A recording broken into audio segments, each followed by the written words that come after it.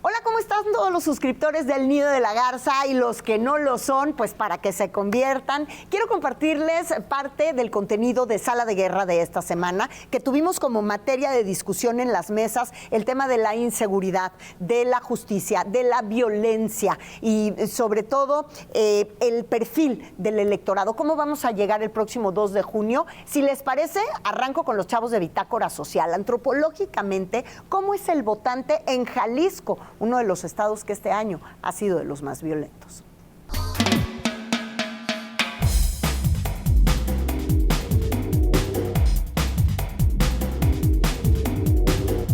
5, 4, 3.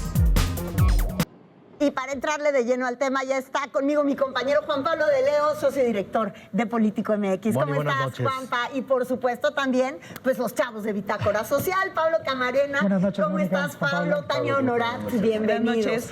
Qué difícil, ¿no? En Jalisco debe de ser convivir como sociedad con una situación económica tan pujante, tan acelerada, tan moderna, tan diversa, progresista, con un tema de violencia e inseguridad que los hace llegar con esta particularidad a las urnas este 2024. Así es, Mónica, Juan Pablo.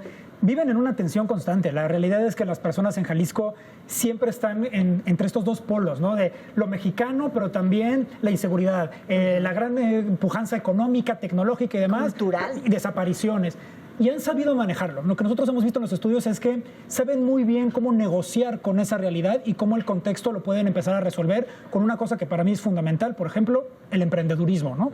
Hay un efecto sociocultural importante en la identidad de la gente, porque se siente como un sentido de orfandad, ¿no? Si no hay una resolución hacia una cosa tan imperante y tan urgente como es la violencia, pues lo único que me queda son mis propias herramientas, ¿no? Entonces, este sentido como de individualismo, de empuje sobre el trabajo, de generación de mi propia riqueza, que es una cultura como muy, muy efectiva, ¿no? Muy meritocrática, sí se ve hoy en la gente y en el temperamento de la zona. Ahora, escuchábamos en la nota que decían no es una ideología partidista, no se va necesariamente por partidos políticos, pero históricamente el PAN fue un bastión muy importante de Jalisco hasta que llegó Movimiento Ciudadano, que se considera como un movimiento político, digamos, y progresista, socialdemócrata, etcétera, etcétera. Y había algún tipo, tú decías, y tiene mucha razón, con el tema de la diversidad y otro tipo también de cuestiones. Que es una de las razones por las cuales seguramente se inclinaron en su momento por Movimiento Ciudadano, ¿no? Pero ¿por qué por muchos años un bastión panista, digamos, y un PAN conservador, un PAN de los 80s y de los 90s también en muchos sentidos, y de pronto el giro a Movimiento Ciudadano y ahora la presencia de Morena? Para mí la parte del PAN tiene que ver con esta idea del conservadurismo en tanto valores. Es decir, Guadalajara, Jalisco, los municipios que lo conforman, sí enaltecen muchísimo a la familia, las buenas formas, el ser buen vecino, y creo que mucho del PAN estaba anclado ahí. De hecho, basta con ver el primer debate y todos, si se dieron cuenta, las candidatas y los candidatos empiezan diciendo, mi familia, mi papá me hizo trabajar desde chiquito y desde chiquita. Tienes que mostrar siempre eso primero, y creo que eso sí conectaba muy bien con el PAN. ¿Dónde nosotros vimos que estaba el cambio? En el probar otra cosa, en el pragmatismo de decir, oye, si esto no está funcionando, démosle la oportunidad a alguien más para ver si soluciona los grandes problemas que están aquí. Pero no fue por el partido, fue por la idea de probar otra cosa, como probamos otro catálogo, otra venta, otro supermercado, ¿no? Va por ahí. Y eso hace un contraste importante con el tema del Bajío, ¿no? Mientras es un bastión pues más inclinado hacia el lado de PAN, ¿no? De esta tradición que tú mencionas, Guadalajara sí tiene como una fuga o un puente con una cultura distinta que es la norteamericana, incluso por el tema de los corporativos, el tema también de este emprendedurismo del que hablamos. La gente está buscando otras opciones, no es como que se identifiquen sobre todo en esa región, en Jalisco, tú eres conservador, tú eres republicano, tú eres liberal, no hay esta gran marca sobre la gente, sino que van buscando estas alternativas que les funcionan, son pragmáticos, están buscando resoluciones, y creemos que por ahí también hay una vía de oportunidad también para que la gente vote a partir de sus necesidades y no necesariamente de ese posicionamiento, ¿no? Culturalmente, el estado de Jalisco va por encima de muchos otros estados. De entrada, pues tiene la Feria Internacional del Libro de Guadalajara, que es uno de las vitrinas más importantes a nivel mundial de expresión en español de la literatura en el mundo. Sin embargo, no sé si el estar mejor informados culturalmente les hace estar estar mejor informados electoralmente. O ser más críticos, ¿no? Incluso, o sea, no solamente con el tema de la cultura, como les mencionaba, o sea, esta influencia que tienen también de otro tipo de culturas, una ciudad muy cosmopolita, todos estos logros que han tenido los gobiernos más locales de poner a Guadalajara dentro del foco mundial global, como saltarse, ¿no? También a la Ciudad de México, y hoy voltear a ver la inversión hacia allá, tiene una influencia para ser más críticos también de la resolución o de los efectos y las condiciones de sus gobiernos. Sí, y que cultura e información en el país en general, pero en Jalisco, no necesariamente están unidas, Mónica. O sea, muchas veces es la cultura la presumo, la tengo, mira qué chingón soy porque tengo la Feria Internacional del Libro. Sí. ¿Cuántos libros leíste en el último año?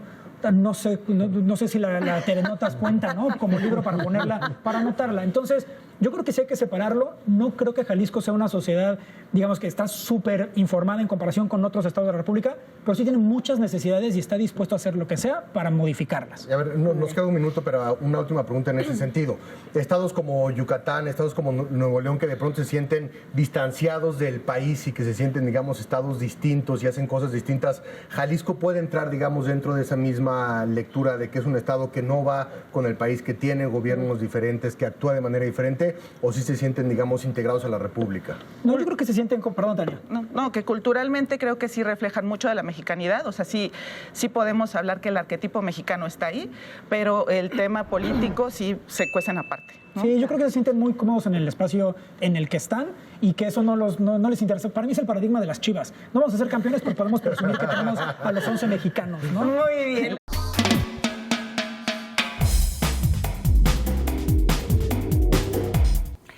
Ya vimos el panorama general, ahora nos vamos a la particularidad de un estado que ha estado especialmente azotado por la violencia en los últimos meses y también por la violencia en contra de los comunicadores, el estado de Jalisco. Comienzo con el director general del Observatorio Nacional Ciudadano de Seguridad, Justicia y Legalidad, Francisco Rivas. Gracias. Mónica. Gracias por estar aquí. Andrea Rodríguez, directora del Centro de Marketing Político. Gracias, Andrea, por aceptar la invitación. Y por supuesto, encantada. Y muy importante, un representante de Artículo 19, Pedro Cárdenas, oficial del Programa de Protección y Defensa. Muchas gracias por estar aquí. Al contrario, gracias a ustedes. ¿Cómo llegamos, Francisco Rivas, a esta elección en contraste con la elección anterior, por ejemplo, en el 2021, que fue tan violenta? Pues lamentablemente el país pasa por la peor crisis de violencia de la historia. Si nosotros comparamos los primeros 53 meses de esta administración con los anteriores, tenemos un aumento de prácticamente todos los delitos importantes, a excepción del secuestro, pero eso es algo que no necesariamente corresponde a un dato positivo, sino más bien a un claro y evidente maquillaje de cifras. El homicidio doloso en esta administración, si comparamos lo que va de esta administración con las anteriores, ya llegamos a más de 113 homicidios por cada 100,000 habitantes. Nada más para tomarlo como referencia, todo el sexenio de Peña cerró con 102 homicidios por cada 100,000 habitantes y todo el sexenio de Calderón con 90. Este sexenio cerrará cerca de los 200,000, de las 200,000 víctimas de homicidio doloso. Y eso, el único que podrá salvar de no llegar a las 200,000 es que va a ser un sexenio ligeramente más corto, va a tener dos meses menos. Si tuviera esos 2 meses, es seguro que llegaríamos a los 200,000 muertos. Andrea. Fíjate que a nivel comunicación, Claudia fiel a su eslogan, honestidad, resultados y amor. Y ese es el primer saque para el tema de seguridad. Tenía que ponerlo en la mesa y ya lo hizo. Que dice, vamos a mantener la honestidad, vamos a dar resultados. Soy la única en la contienda que ha dado resultados. Y bueno, hay dato interesante, trae de senadores a Omar García Harfuch y Ernestina Godoy. Entonces, ¿qué otro estado presenta esta planilla de esa manera? Luego, dice, amor, sale un poco ahí a trastebillar un poco con el tema de abrazos. Los abrazos son en realidad a los jóvenes, no a los delincuentes. Entonces, por el lado bueno, es una corrección que se está haciendo hasta ahora, 5 años después, ¿no? Por supuesto, porque era el punto donde le iban a atacar. En el caso de prensa hay que recordar que en el 2018 estábamos cerrando con arriba de 500 agresiones contra periodistas en todo territorio nacional, de las cuales arriba de 200 fueron precisamente en la cobertura electoral. Lo que hablamos que las elecciones son un pico de violencia para periodistas en todo el territorio nacional. ¿Cómo estamos ahora? Pues el año 2023 cerramos con 561 agresiones contra periodistas y medios de comunicación y pues justo ahorita hemos activado varias redes, entre ellas la red Rompe el Miedo, para empezar a documentar la situación de la cobertura electoral, que esperamos, ¿no?, que pues ojalá no llegue a los números de los años pasados, sin embargo tampoco tenemos un material que nos indique que no va a ser otro pico. Ahora, Francisco, preocupante ver las propuestas. Me parece la falta de ideas, la falta de innovación con respecto a lo que es el tema de seguridad, la seguridad en un sentido estructural, no solamente en un tema de respuesta y las megacárceles de Xóchitl, tomando el ejemplo de El Salvador, que es un caso absolutamente distinto al de nuestro país, pero pronto el tema más importante, el que más le preocupa a los electores, que la seguridad es el tema número uno, hay una falta de claridad, una falta de ideas. No sé si compartes este punto de vista con respecto a lo que están proponiendo los candidatos, que básicamente es lo mismo. A ver, el problema de la seguridad es que son temas complejos y pasar un tema complejo con frases muy sencillas es difícil.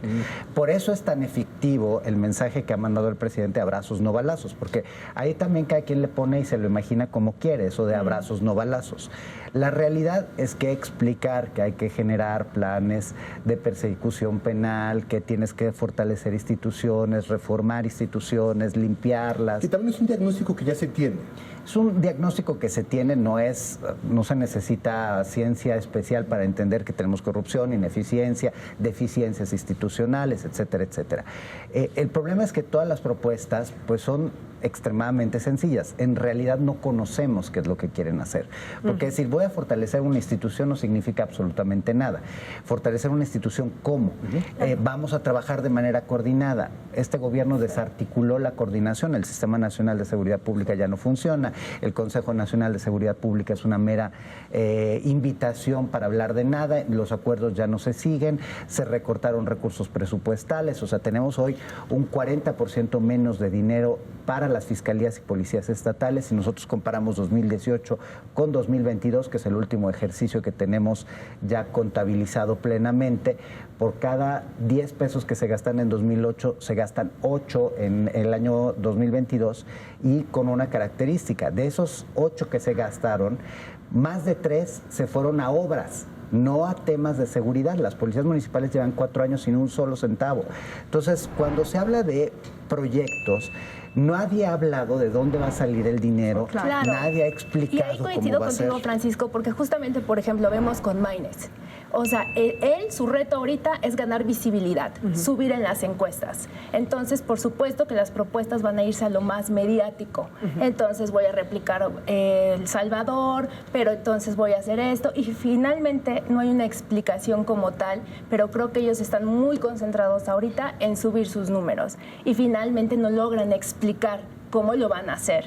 Creo que será una tarea pendiente, pero que hoy al electorado hay que cautivarlo de esa manera. Y lo que queda también pendiente es cómo se va a cuidar a los medios de comunicación que están cubriendo. Eso tampoco han hablado de alguna estrategia para proteger algo tan vulnerado en los últimos años. No, absolutamente. Cuando vemos los planes de protección, por ejemplo, periodistas, sí se menciona en un par de los planes, pero básicamente, por ejemplo, en el programa de Sheinbaum sí se menciona, ¿no?, como una métrica, ¿no?, el número de personas defensoras y periodistas acompañados por el mecanismo.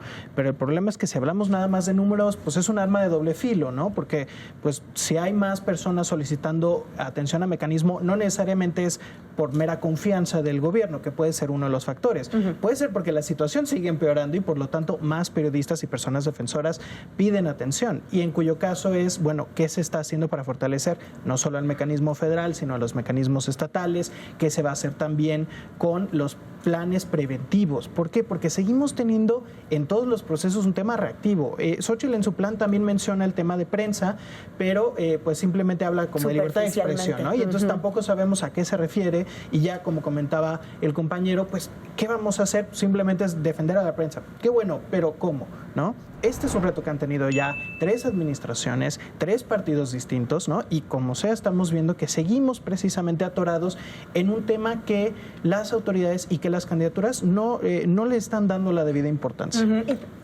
No, a ver, rápidamente, ahora, cuando hablamos de democracia, muchos de los votantes y de los ciudadanos se imaginan la jornada del 2 de junio, la jornada que empieza a las 8 de la mañana, que cierra a las 6, 7, 8 de la noche con las casillas y que todo transcurra con normalidad y se cuenten los votos y se le pueda dar, digamos, espacio a la transición en ese sentido. Pero la democracia es esto que estamos viendo, es decir, ¿cuántas personas no van a poder salir a votar? ¿Cuántas personas van a estar obligadas a ejercer su voto por parte del crimen organizado? ¿Cuántas personas no están en condiciones, en cuestiones también de amenazas como candidatos para poder ejercer ese derecho a votar y ser votados también? Y cuando vemos esa parte de la democracia en México, no solamente el conteo de los votos y la jornada electoral y la transición, sino todo lo que viene previo, es cuando yo digo, a ver, hablemos verdaderamente del tema democrático en nuestro país. ¿Hay o no hay democracia cuando cada vez más el Estado de Derecho se ve vulnerado por la parte del crimen organizado, de la violencia y de las amenazas? A ver, internacionalmente no se considera a la delincuencia organizada como un peso que pueda modificar el resultado electoral, pero yo creo que porque no tenemos las condiciones de nuestro país. Si nosotros volteamos a ver las elecciones de 2021 y 2022, fue muy claro la participación de la delincuencia en eso que tú dices. No solo fue el acarreo, no solo fue la distribución de recursos, que son prácticas históricas que ha hecho la delincuencia organizada en nuestro país, sino hubo un abierto ejercicio de violencia en contra de las comunidades, no solo de los no solo de los candidatos, sino del votante. Hubo narcobloqueos, nosotros documentamos, llevamos a cabo un documento sobre violencia electoral y delitos electorales cometidos en esas elecciones, y lo que te puedo decir es que hubo comunidades enteras a las cuales la delincuencia la sacó de su casa para ir a votar y le dijo por quién votar. Y ese quién en ese momento fue Morena. Bueno, pues lo que vimos suceder en Marabatío, nada más, ¿no? Prácticamente se quedan sin candidatos porque hay quien quiere decidir y quién va a ser. Estamos de acuerdo que también han sido ambivalentes las candidatas y el candidato con las declaraciones. Lo lamentan, que en las declaraciones a medios simplemente es lo lamento, pero no va más allá. Sí me cuidan, pero no me cuidan. Entonces también creo que no han puesto el punto sobre la I en el tema de seguridad, precisamente por este contexto. Claro.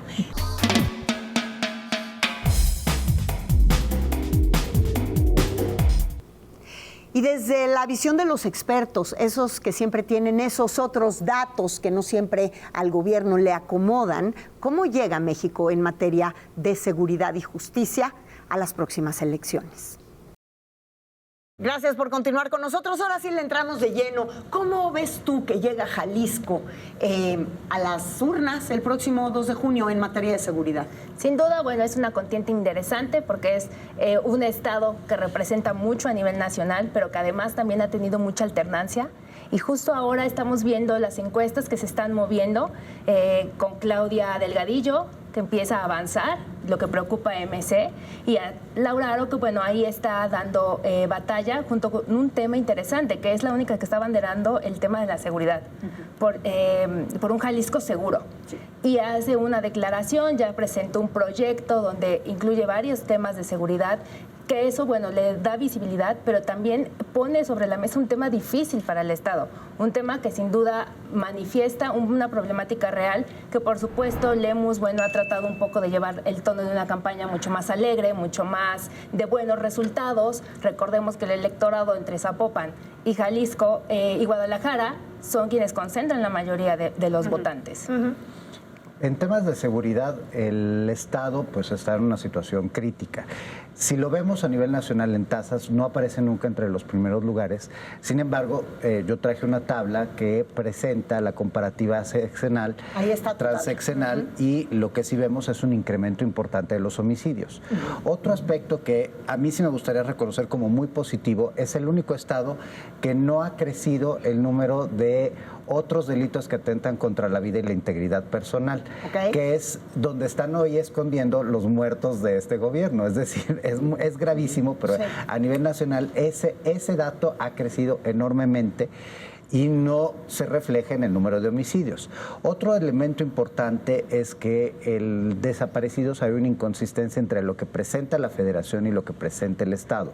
A nivel estatal se reportan 14,000 personas desaparecidas. Sin embargo, el Registro Nacional de Personas Extraviadas y Desaparecidas, que es el registro federal, ahí aparecen poco más de 10,000. O sea, esas 4,000 personas que reporta el Estado y no reporta la Federación, pues es un dato preocupante. Y estamos de acuerdo que en campaña es difícil poder decir esas cifras, ¿no? Porque digamos que de alguna manera los tres están involucrados en esos números, entonces resulta mejor solo poner la propuesta por encimita sin entrarle de lleno. Hay un tema que hay particularmente también, es que la prensa ha tenido ya una dificultad para cubrir los temas de desaparición desde hace mucho tiempo. Jalisco ha sido uno de los casos donde hemos documentado continuamente que cuando la prensa pregunta, cuando la prensa dice los números no cuadran, aquí hay datos que no están saliendo, el gobierno estatal ha sido reactivo de una manera desproporcionada, ha sido estigmatizante, ¿no? Y ha llevado todos estos temas. Ahora, estamos entrando también en la elección, precisamente hubo una situación recientemente donde pues privaron de su libertad a Jaime, ¿no? Uno de los periodistas de Televisa, donde llamó mucho la atención por la reacción rápida que hubo de las autoridades, pero posterior a esa reacción rápida, algo que estuvimos viendo después es una campaña de desprestigio en contra del periodista, y es esta crítica y este tema continuo donde la prensa está limitada, ¿no? Hay que recordar que los periodistas y las periodistas tienen un rol importantísimo en un ámbito democrático, que es el derecho de acceso a la información. Yo me entero de lo que pasa gracias a la prensa. Y se quedan propuestas, solo en prensa libre. Sí. Pero ¿hasta dónde? Claro, o en otras plataformas, ¿no? A mí sí me gustaría destacar algo. En su momento, tú sabes, nosotros repetimos un ejercicio donde le preguntamos ahora sí el plan claro y específico de seguridad a los candidatos desde 2018. En 2018, el mejor plan de seguridad, el único que contemplaba todo un desglose presupuestal, fue el de Alfaro. Y lamentablemente muchas de las cosas que planteó no se cristalizaron. Esperemos que los candidatos sí aprendan de eso, porque su plan en serio era by far el mejor de los entonces 54 candidatos a gobernar el país. Lamentablemente uno de los aspectos que no se tuvo en consideración es la participación de la Federación en los temas de seguridad. Hacia allá iba. A ver, el tema de Alfaro. Uno, la calificación que puede tener Alfaro como gobernador, que también está calificado o no. Y por otra parte, el plan que pueda tener MC. Es decir, ¿fue culpa de Alfaro lo que está sucediendo en estos momentos o fue culpa de la estrategia de Alfaro que de alguna manera le puede provocar ahí un cisma a Movimiento Ciudadano? Para mí son varias cosas. El tema es que Jalisco siempre es un estado con muchas dificultades. Recordemos que el primer cártel importante del país nace en Jalisco. Hay que recordar que en 1 de mayo de hace aproximadamente 10 años tumban un helicóptero en Jalisco, y hay toda una serie de narcobloqueos en la entidad muy marcados. Entonces no es un problema de ahorita, es un problema histórico y es un problema en donde la Federación sí tiene una responsabilidad importante, y al Estado llegan guardias nacionales, pero eso no quiere decir que haya mejorado absolutamente nada. De hecho, las condiciones cada vez empeoran más. Y ahí, pues, por un lado, el tema presupuestal con el cual la Federación ha amarrado los estados y municipios. Por otro lado, la falta de coordinación, una Fiscalía General de la República que es totalmente ausente, no sabemos ni siquiera para qué la seguimos manteniendo, ha generado condiciones que no necesariamente son de responsabilidad del gobernador. Es parte de las propuestas de Claudia Delgadillo, la coordinación, ¿no? Es decir, que se coordinen la Policía Estatal, la Federación, y que de esa manera se logre unificar, ¿no?, las funciones y los trabajos, que es igual también propuesta de Claudia Sheinbaum. Ahí las coordinaciones son importantes, sin embargo también hay que resaltar si presupuestalmente se va a cumplir con esas coordinaciones, porque es un tema, por ejemplo, lo vemos mucho en el caso de prensa con el mecanismo de protección a periodistas, ¿no?, que es un mecanismo federal que dice, ok, yo como periodista, a ti periodista te voy a generar este tipo de medidas, por ejemplo, visitas de la Policía Estatal, pero la Policía Estatal dice, no tengo gasolina para estar yendo todas las semanas a proteger a este periodista. Entonces, sí, hay una coordinación, pero creo que es muy importante también que exijamos a las candidaturas es, bueno, cuando tu plan esté en acción, o ya cuando salgas del rol de candidato o de candidata, tienes que empezar también a decir, presupuestalmente tiene que haber un match entre esas propuestas y el espacio que va a haber, porque si no se sigue cargando siempre a las mismas instancias y se sigue limitando. Nos quedan escasos 2 minutitos. Yo quisiera que dieran una rapidísima conclusión sobre el tema que ha sido el tema de la semana esta semana y sobre un tema que no hemos visto una propuesta propiamente en torno a las desapariciones, Francisco? A ver, ese tema está ligado a la presencia de delincuencia organizada, está ligado a la extorsión. Hoy es el delito más importante que tiene la delincuencia organizada, la trata y el tráfico de personas, y evidentemente al narcotráfico. Poderlo combatir requiere de una estrategia compartida y requiere de un trabajo de reconstrucción del tejido social mucho más profundo que está más allá de los supuestos programas sociales. Y lo digo porque Jalisco ha tenido, tiene presencia de fosas clandestinas de un número importante, ¿no? Claro. Y que justamente los candidatos creo que es tarea pendiente, porque si bien se han acercado a las familias, si bien han tenido ciertos vistos, pero generalmente, y quizás la estrategia sea que no es tan visible, porque a nivel comunicación les es más rentable hablar de otros temas. Y mira, perdón si interrumpo rápidamente.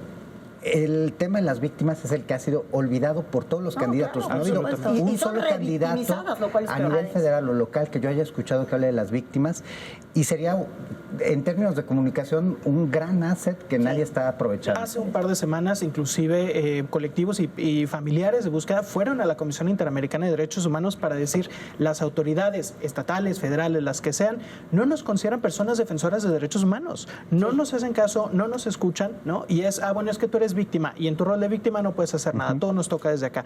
Pero hay una desconexión completa donde el Estado ha dicho: yo aquí no me meto, que te vaya bien, ¿no? Y eso hay en temas de seguridad, temas de violencia, cuántas madres buscadoras no han sido asesinadas también, y hay prácticamente una dificultad desde la cobertura periodística de este tema porque hay un riesgo a cubrirla. Claro, pues les agradezco muchísimo a todos habernos acompañado el día de hoy para poner sobre la mesa este tema tan relevante y tan importante.